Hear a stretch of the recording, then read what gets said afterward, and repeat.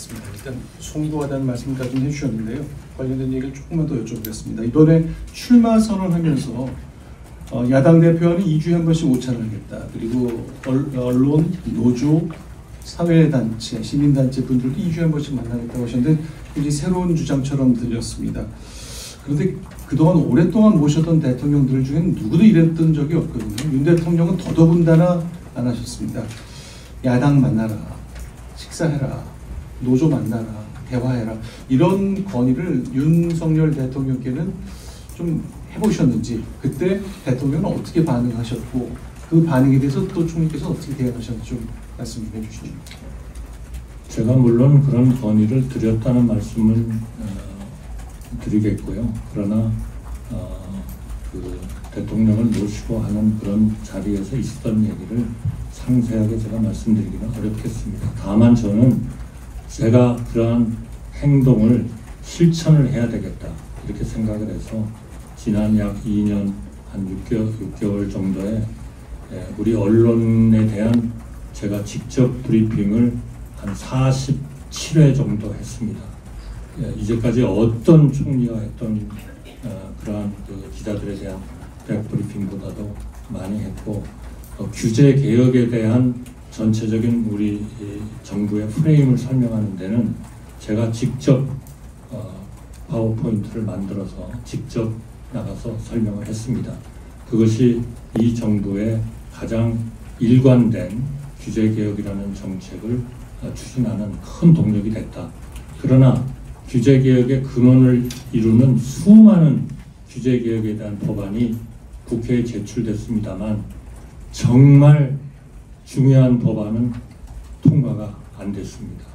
저는 그러한 우리 국회의 업무도 정말 좀 더 철저하고 그리고 강력한 그런 설득을 통해서 해결할 수 있어야 되고, 또 국회의원님들도 진정으로 계속 그런 좋은 분들은 계속 국민들이 선출을 해주시지만 그분들이 지금의 우리의 정당의 운영 체제, 지금의 어떤 정치권의 운영 체제, 그리고 특정인이 모든 권한을 다 가지고 좌지우지하는 그런 정당 운영의 체제, 이런 것들은 철저하게 바뀌고 개혁되고 혁신되어야 한다고 생각합니다.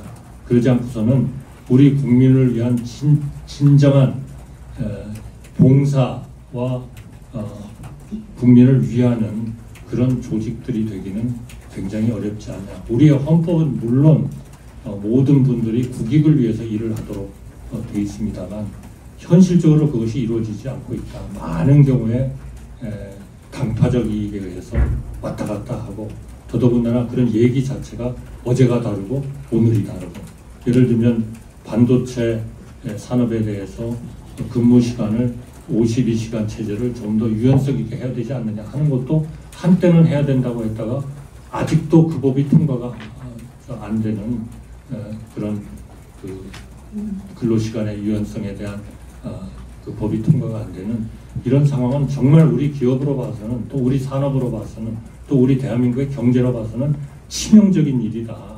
그러니까 그런 것들을 좀 더 설득하고 제도적으로 그런 것들이 가능하도록 하는 그러한 제도적 개혁의 핵심에 저는 우리 헌법과 관련 법률들의 개정이 적극적으로 이루어져야 된다. 그렇게 하지 않으면 우리에게는 희망이 없다 하는 말씀을 저는 과감히 말씀드리고 싶습니다. 또 모든 이러한 정치인들이, 과거에 정말 훌륭한 정치인들이 위기 때마다 이런 문제를 해결하고 돌파를 위한 협의를 하셨듯이 우리의 정치권도 그러한 분위기가 되고, 또 그렇게 하는 분이 국민의 선택을 받고 존중을 받을 수 있도록 하는 끊임없는 언론에 대한 노출, 그리고 대통령을 비롯한 모든 분들의 대화, 소통, 설득 노력, 이런 것들이 절대적으로 필요하다고 생각합니다. 네, 지금 시각이 10시 31분 지나고 있습니다. 이제 30분 정도 뜨겁게 토론을 했는데, 제가 지금까지 좀 관찰해 보니까 한덕수 후보께서 30분 동안 사람 이름은 단 한 번도 사용하지 않으셨네요.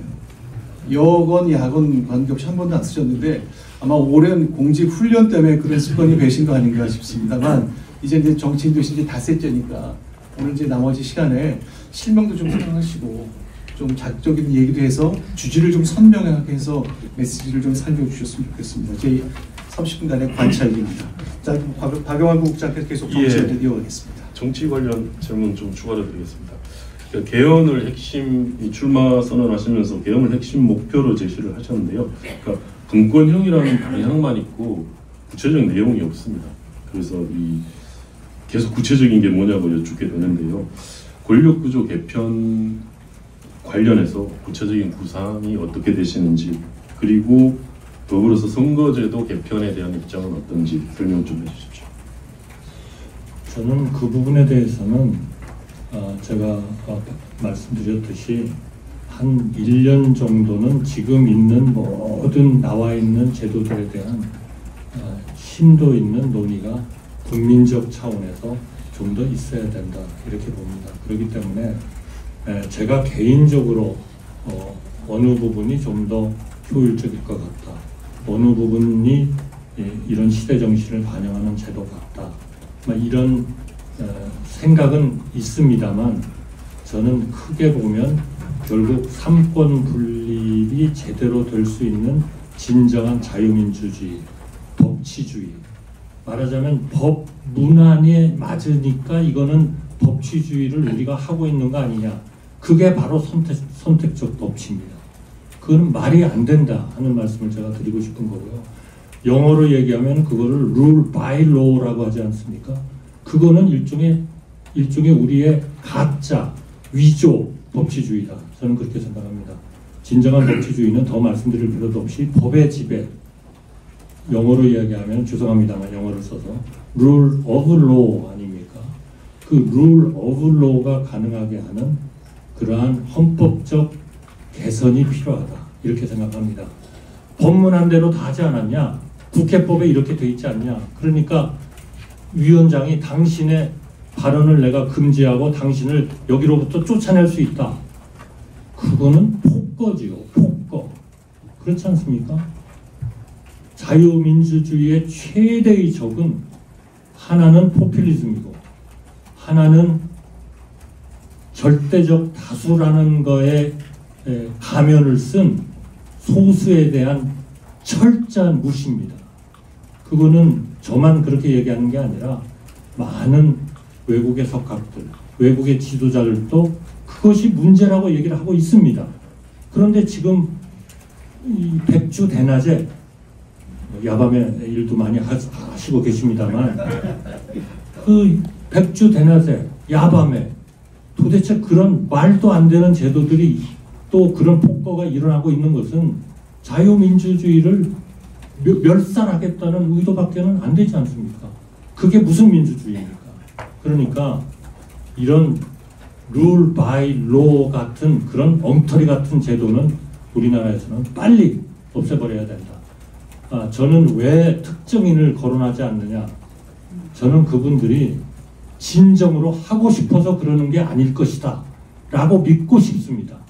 그렇게 믿고 싶지 않는다면, 그렇게 믿을 수 없다면, 저는 제가 50년 동안 우리 대한민국의 정부에서 일하면서 우리 100불도 안 되는 그런 소득에서 정부에 들어와 가지고 지금 36,000불이 넘는, 그리고 일본의 1인당 GNI를 뛰어넘는, 그리고 일본보다 국제적인 일종의 국가 신인도가 2단급이나 더 높은 이런 자랑스러운 나라를 만들어 놓은 것이 위협을 받고 있는 이런 상황을 제가 정말 견딜 수가 없을 것 같습니다. 그러니까 그런 엉터리 정치인들은 좀 정치계에서부터 축출도 좀 되고 국민들의 선택도 받지 못하고, 그러려면 잘하는 사람들이 있어야 되지 않겠습니까? 그 잘하는 사람들이 더 언론에 공개가 되고 언론으로부터 칭찬을 받고 국민들로부터 칭찬을 받고 하는 그런 제도로 확실하게 바꿔야 된다. 저는 그런 말씀만 드리고 싶습니다. 하나하나에 대해서는 제가 다 제 개인적인 의견은 있습니다만, 그러나 그거를 여기에서 제가 지금 국민들이 결정해야 할 일을 제가 지금 자세히 말씀드리는 것은 좀 적절치 않다, 그렇게 생각합니다.